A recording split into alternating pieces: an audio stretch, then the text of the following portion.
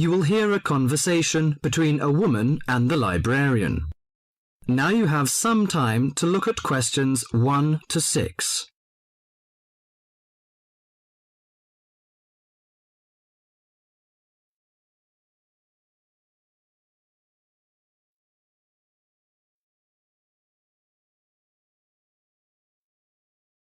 Now listen to the talk and answer the questions 1 to 6. Good morning. Good morning. Can I help you? Yes, I'd like to join the library. We're new to the district, you see. Certainly. Well, all we need is some sort of identification with your name and address on it. Oh dear. We just moved, you see, and everything has my old address. A driving license, perhaps? No, I don't drive. Your husband's would do. Yes, but his license will still have the old address on it. Perhaps you have a letter addressed to you at your new house. No, I'm afraid not. We've only been there a few days, you see, and no one's written to us yet. What about your bank book? That's just the same. Oh dear, and I did want to get some books out this weekend. We're going on holiday to relax after the move, you see, and I wanted to take something with me to read. Well, I'm sorry, but we can't possibly issue tickets without some form of identification. What about your passport? What? Oh, yes, how silly of me. I've just got a new one, and it does have our new address. I've just been to book our air ticket, so I have it on me. Well, that's all right. Your ticket will be ready soon. OK, how many books am I allowed to take out? You can take 4 books out at a time, and you can also get 2 tickets to take out 3 magazines or periodicals. Newspapers, I'm afraid, can't be taken out. Oh, that's fine. Do you have a record library? Some libraries do, I know. Yes, we do. You have to pay a deposit of $5 in case you damage them, but that entitles you to take out 2 records at a time. That's good. Could you show me where your history and biography sections are, please? Yes, just over there to your right. If there's any particular book you want, you can look it up in the catalogue, which you'll find just around the corner. You can also find a touchscreen information service on level 2. Thank you. Oh, and how long am I allowed to keep the books for? Well, the normal loan period is 3 weeks, with 2 weeks extension. Oh dear. We're going away for 4 weeks. Can I renew them now? I'm afraid not. You must do that at the end of 3 weeks. I see. Thank you very much.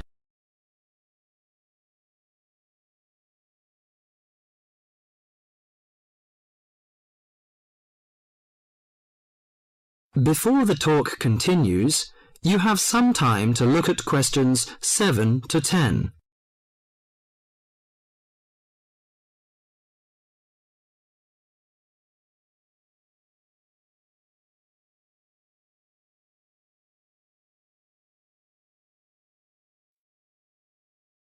Now listen to the talk and answer the questions 7 to 10.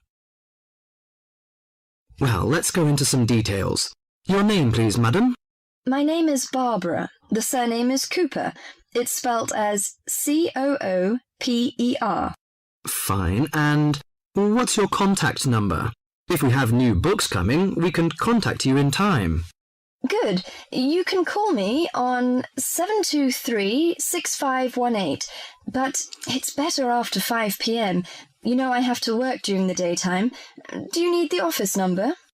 I don't think so. It's enough. Could you tell me the address? I lived in King Road, but of course you need my new address. It's 25 St. Mary Road, Hanwell. That's Hanwell. Is that right? Yes. Do you need the passport number? I just brought it with me. Here you are. Yes, thank you. The number of your passport is G5798-0942. OK, and your ticket is ready. The number is M930123. Thank you. Could I take a look around and check out some books? Of course, as you like.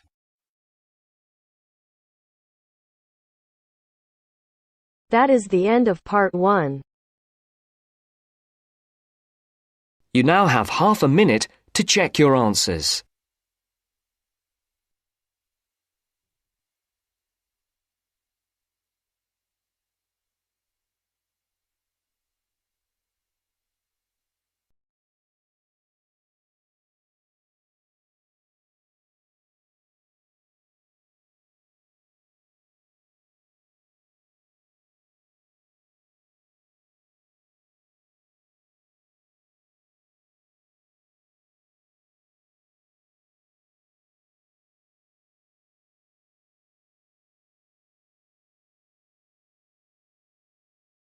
Now turns to part 2.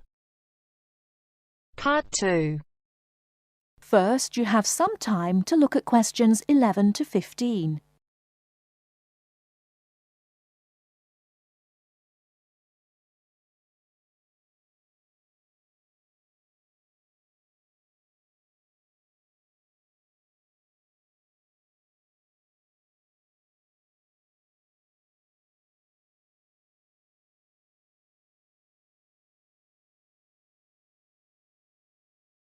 Now, listen carefully and answer questions 11 to 15. Starting at the beginning, you can see the on-off switch just beneath the two lights. Having turned the machine on, these lights now become very important. When the light on the left has gone out, you can begin making coffee, as it means the water is now hot enough. Next to that is the water level light. If this is illuminated, it means the machine does not have enough water. It is essential that you turn the machine off and add more water the moment this light comes on, otherwise you could damage the heating element. Once you have checked that both the heater light and the water level light are off, make sure the filter holder, that's the part with the handle just under the control panel, is in place. Once you have your cups ready, it is time to press the coffee delivery switch. That's the button just above the filter holder beside the boiler meter. Remember to take a quick look at the meter as it tells you the exact temperature of the water.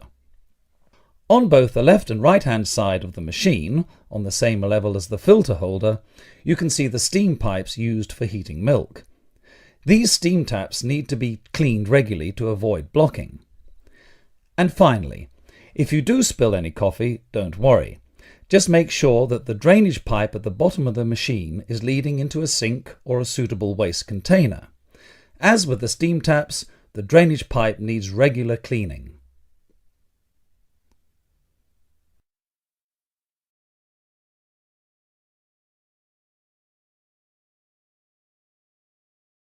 Before you hear the rest of the talk, you have some time to look at questions 16 to 20.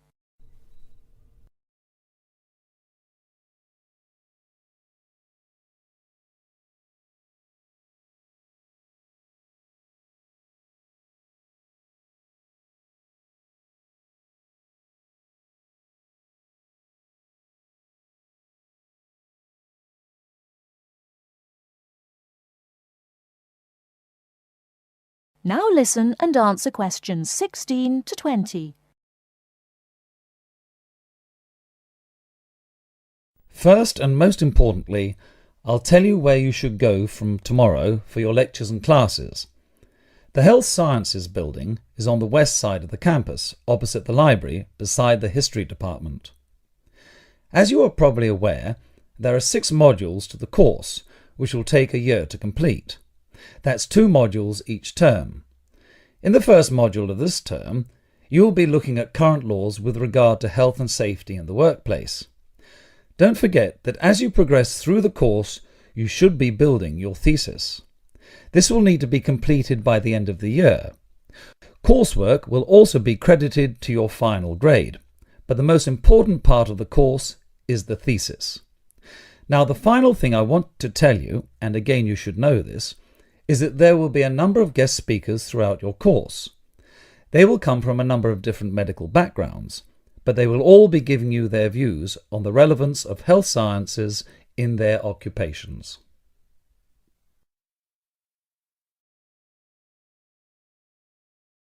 That is the end of part 2. You now have half a minute to check your answers.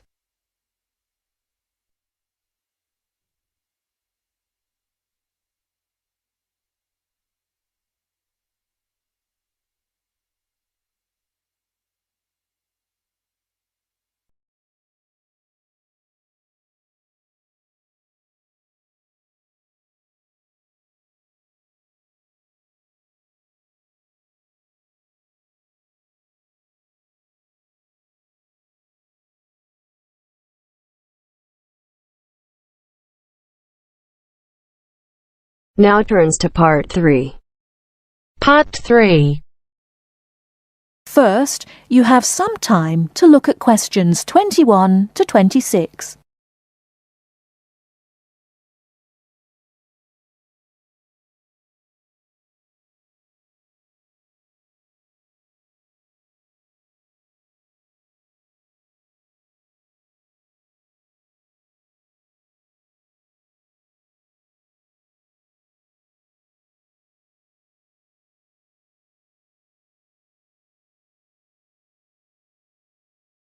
Now listen carefully and answer questions 21 to 26. So, what was it like in your school then, Lynn? Well, South African schools are very different from schools in Australia. For a start, children don't start their schooling until they are 7, quite a bit later than schools in Australia. What about New Zealand, Gail? We're more like Australia. I can't believe children don't go to school until they are 7. When do the parents get any free time? Well, there's still the availability of kindergartens or play schools. It's just that formal education doesn't start until later. I don't think it's such a good idea for children to have to be too academic at such a young age. They should be able to just enjoy themselves. Well, yeah, but the first school children go to isn't really very academic. It's just an opportunity for children to learn a few basic social skills by playing and learning with other children. Yes, I'd agree with that. I guess being so close, Australian and New Zealand schools must be similar then. Well, I suppose they do share a lot of similarities, but there are also some differences. For example, children in New Zealand go through intermediate school, but in Australia there's only high school. That's right, isn't it, Pat? Yeah, I think so. What about South Africa, Lynn? Do you have an intermediate or high school? Oh, high school. And now the difference between Australian and New Zealand education is that although both countries have state schools and private schools, our private schools are very often run by religious groups, whereas New Zealand schools are secular. That's not true. There are quite a few religious schools in New Zealand. Oh, OK, maybe we are similar. Only a few South African schools have any religious connection, so I guess we're different. Most people go to state schools. Pat, is it true that some people from your country don't have to go to school at all? Well, that's partly true. Because of the geography of Australia, there are a lot of children who do not have access to schools, at least on a regular basis. Instead, they have a form of correspondence education, where the lessons are actually on the radio and the students send their work in by post. That way they get a lot of what they would if they were in the classroom, apart from the interaction. In New Zealand, not all students have to go to school either. Some parents have opted for homeschooling. Oh, is that like correspondence teaching? We don't really have that. Well, we do have correspondence schools, but homeschooling is different. With homeschooling, the parents teach the children and set them homework. They have to present a syllabus to their local education authority before they can do that, but it is becoming a more popular choice for some parents. I suppose it also suits parents' own commitments. I mean, they don't have to worry about collecting their children from school, and they can always teach over the weekend or in the evening if they want to. Is the school day normally quite long then? Not in New Zealand, but I think it can be in Australia. Yeah, that's right. I think Australia is unusual in that there are extracurricular activities which you have to go to.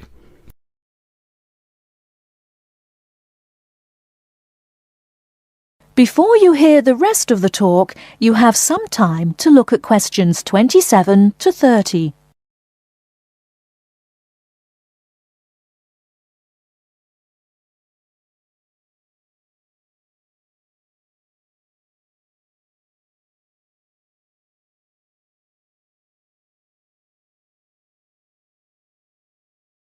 Now listen and answer questions 27 to 30. These are normally sport activities, but there are a few other options. We have activities after school for any student that is interested, but they aren't compulsory. What about in New Zealand, Gail? I had to do some sport every week. I didn't really like it, but it was part of the school day, so I guess that's not so bad. Anyway, I spent 2 years at boarding school, so things were a little different. Boarding school? What was that like? Well, the thing I remember most about it was the strict dress code. There were restrictions on everything. You had to wear a school uniform almost all of the time, and it had to be cleaned and ironed. The length of your skirt had to be no less than 1 inch above your knees when kneeling down. Sometimes we used to go out on school trips or just at weekends with a few friends, but whenever we were outside the school we had to wear a hat. There was one teacher who always used to give me extra homework because my socks weren't pulled up. and that was in the school late in the evening. I suppose it wasn't that bad, but at the time it felt like a prison. I kept getting into trouble for something. Most of the time I forgot something, normally my school badge. We had to wear that all the time, in the school and out, because it had our house colours on it. Wow, that doesn't sound like much fun. No, but it was a good education, I suppose.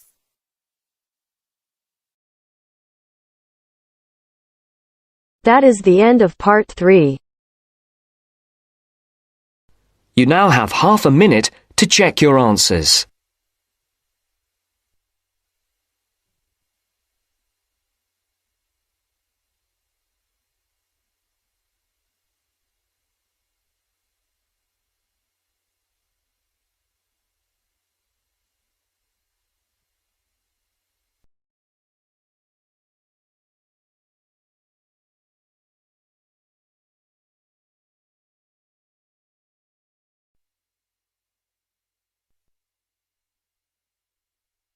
Now turns to part 4. Part 4. You will hear a talk on seasonal affective disorder. First, you have some time to look at questions 31 to 40.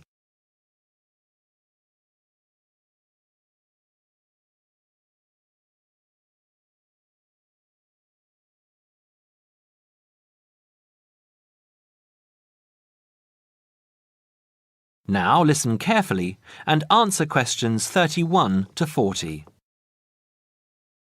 In the past few years, a new condition has been identified and given a name, SAD, short for Seasonal Affective Disorder. This is now recognized as a distinct kind of clinical depression, where people become depressed at the onset of winter, accompanied by a craving for sweet things, causing weight gain. Each spring and summer would then bring on almost maniacal highs and feelings of boundless energy and happiness. Experiments to combat this depression showed that increased exposure to bright light in humans could suppress their production of a darkness-related hormone called melatonin. The light needed to induce this change was about 2,000 lux, or about 4 times brighter than ordinary household lighting. It was then calculated that if bright light could suppress melatonin secretion, then it might have other effects on the brain, including the reversal of symptoms of depression. While melatonin's precise role in SAD has not been pinned down, the theory led to effective treatment. Not surprisingly, SAD affects more people where winter nights are longer and days shorter. In the UK, an estimated 500,000 adults develop full-blown SAD in winter, and twice this number suffer the milder condition called subsyndromal SAD. About 80% of sufferers improve when given light therapy, and improvement usually comes within 2 to 4 days. Scientists are still unsure why winter depression happens, but more than a decade of research has turned up some surprising findings. Nearly 80% of SAD victims are women. Researchers are uncertain why this is so. SAD can affect people at any age, but typically it begins around the age of 20 and becomes less common between 40 and 50. SAD is comparatively rare in children and adolescents, but so far researchers have been unable to come up with a logical reason for this. As many as half of SAD sufferers have at least one family member with depressive illness, suggesting that the depression has a genetic component. Some patients experience shifts in their body clocks when they're depressed in winter. They are morning people at one time of the year and become evening people at another. What is the underlying difference between SAD sufferers and others? A clue can be found in carbohydrate craving, a common symptom. People often become obsessed with chocolate, for example. Carbohydrates alter brain chemistry by increasing the level of a soothing chemical called serotonin, a neurotransmitter that carries signals between brain cells. SAD sufferers crave carbohydrates because they may need serotonin to lift their mood. This craving can be intense, in fact, an addiction. It may be that the serotonin system of the brain has problems regulating itself during the winter. Some SAD sufferers respond well to the drug Prozac, thought to influence the brain's serotonin-using system. Other brain chemicals and hormones probably play a role in winter depression. Another neurotransmitter, dopamine, for example, may be inadequate in certain cases. Researchers hope to uncover clues to SAD's secret by probing similarities between SAD and hibernation. Though no valid link between the two has been established, some SAD patients say they feel like hibernating animals. SAD sufferers tend to put on fat in autumn and early winter, roughly the time when such hibernators as bears and squirrels do. That is the end of part 4. You now have half a minute to check your answers.